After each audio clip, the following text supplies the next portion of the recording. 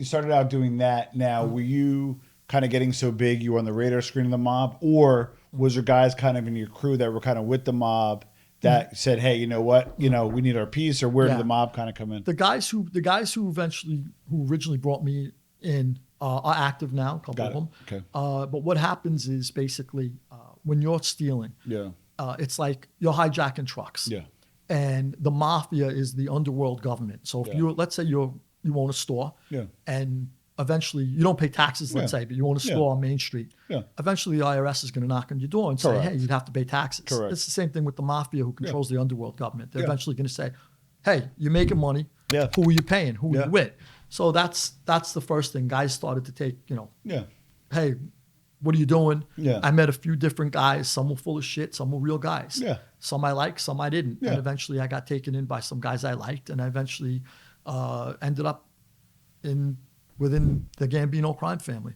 So you're a young guy, and you're hijacking, you're making some money, you're with some like older guys in a way, you kind of look up to them, maybe even a mentor in some way.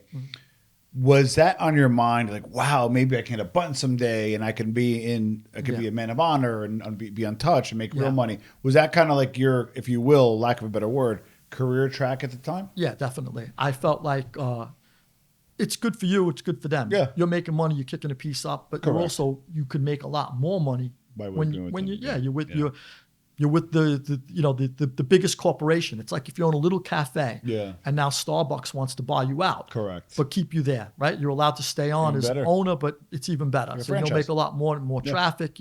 So you want to be part of that. I did want to be part of it. I loved it. I learned the life. I took to it. It was part of me.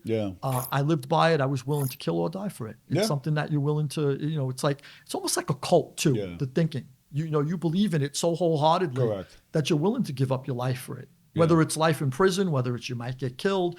I love this thing. It's bigger than myself. It's something I'm part of.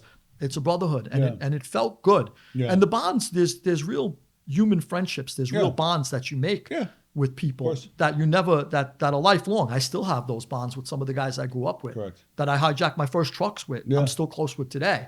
So no matter whether they're involved in the life still or not, I still love them and they love me. So those are bonds for life. Now,